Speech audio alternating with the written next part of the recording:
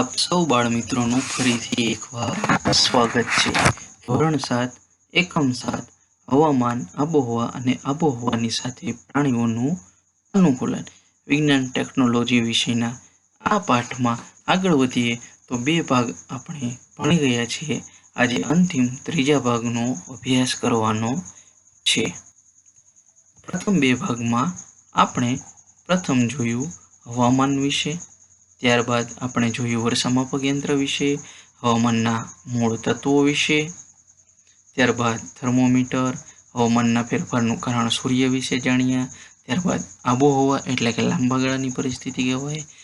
બાદ આપણે જોયું કે વાતાવરણ અને અનુકૂલન વિશે બીજા ભાગમાં જાણ્યું. તેમાં આપણે ધ્રુવ પ્રદેશો વિશે જાણ્યું. પેંગ્વિન અને રીંછના ઉદાહરણ દ્વારા આપણે જોયું કે કઈ રીતે તે ધ્રુવ પ્રદેશમાં અનુકૂલન સાધે છે. આ ઉપરાંત આપણે સ્થળાંતર કરતા પક્ષીઓ વિશે પણ જાણ્યું, અલગ અલગ પ્રાણીઓ વિશે પણ જાણ્યું. હવે ત્રીજા ભાગમાં આપણે તેનાથી એક સ્ટેપ આગળ વધીને ધ્રુવ પ્રદેશ બાદ બીજો વિભાગ જે છે જે અનુકૂલન સાધે છે વિષુવવૃત્તીય વર્ષાવનું.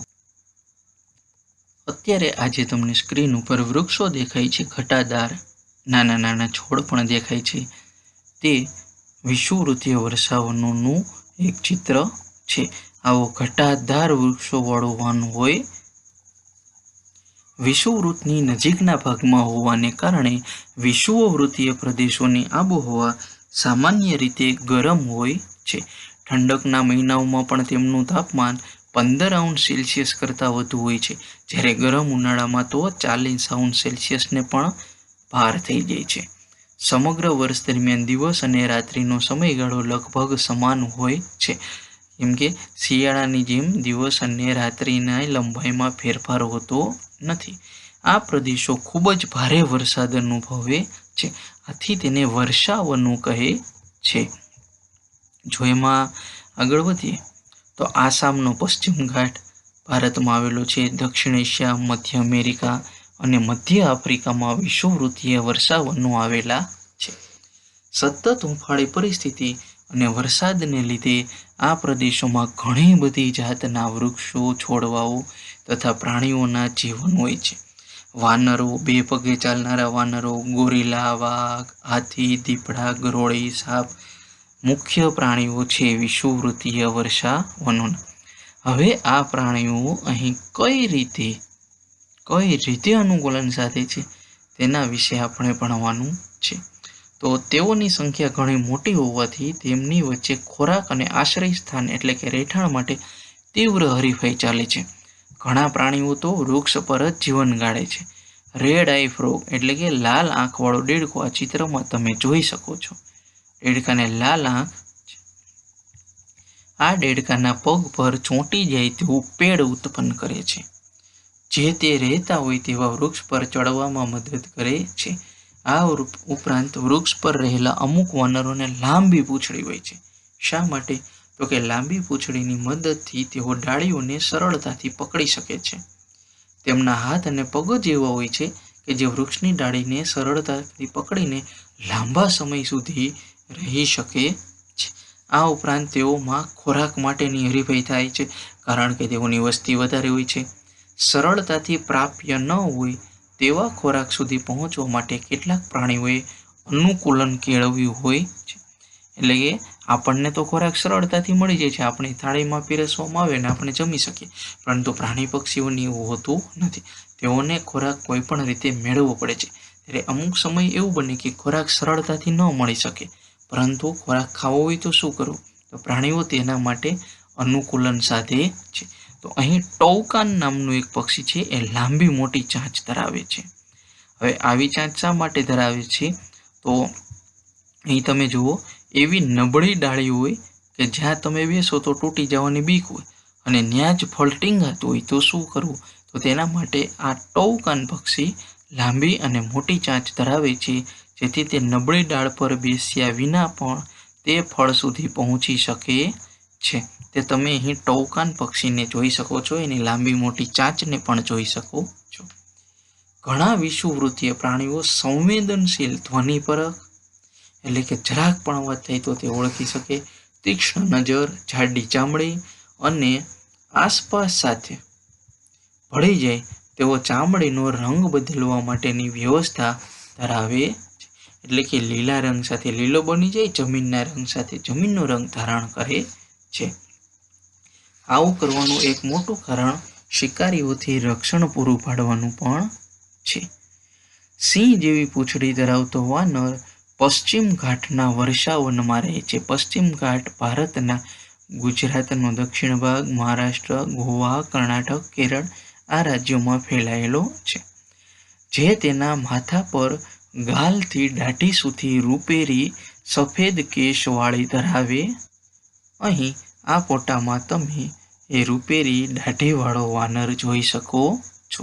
એની પૂંછડી પણ સિંહ જેવી હોય છે, તેથી તેને સિંહ પૂંછ વાનર પણ કહે.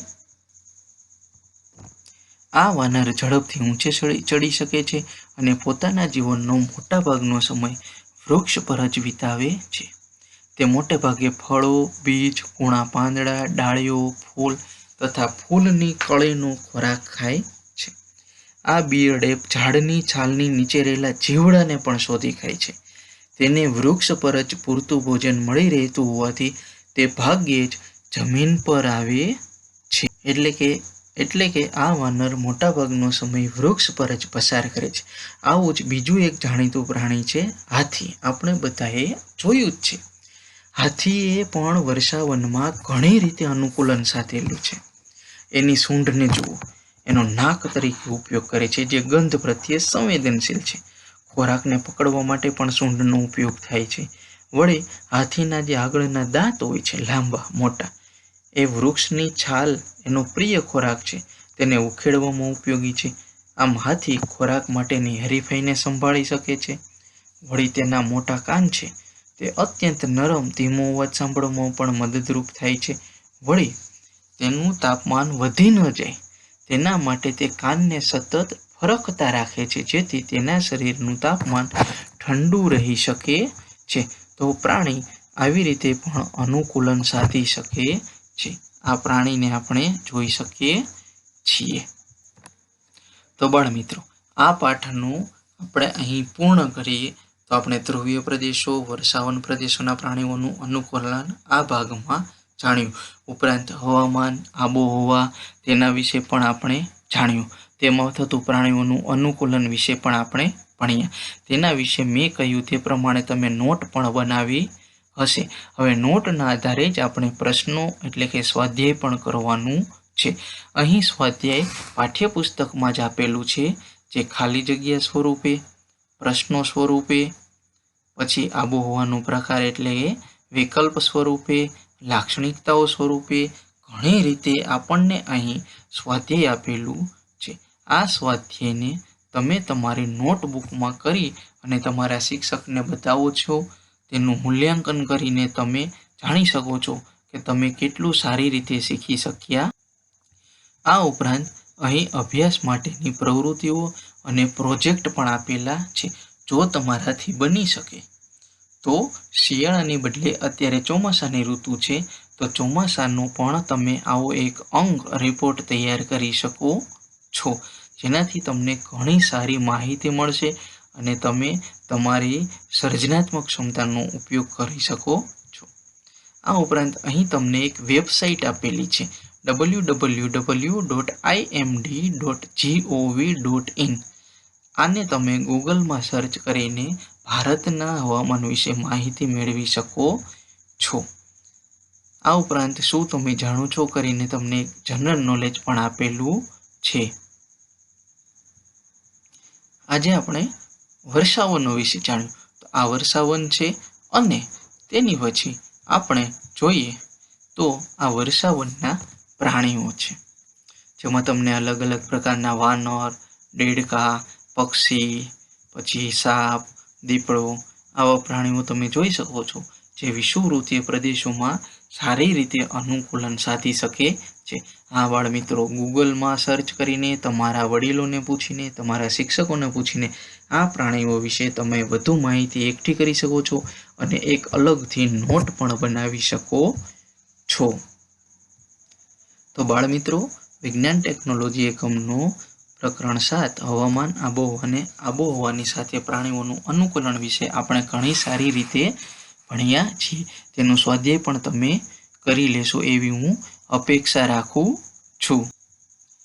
જો તમારે આવા જ બીજા શૈક્ષણિક વિડીયો જોતા હોય તો મારી ચેનલને લાઈક કરો, તમારા મિત્રોને શેર કરો, ચેનલને સબસ્ક્રાઈબ કરો અને બાજુમાં રહેલું બેલનું બટન દબાવી દો, જેથી કોઈ પણ વિડીયો આવે એટલે તરત તમને મેસેજ મળી રહે. હવે આપણે નવા વિડીયો, નવા પાઠ અને નવા વિષય સાથે ફરીથી મળશું. ત્યાં સુધી તમે રિવિઝન કરતા રહેજો.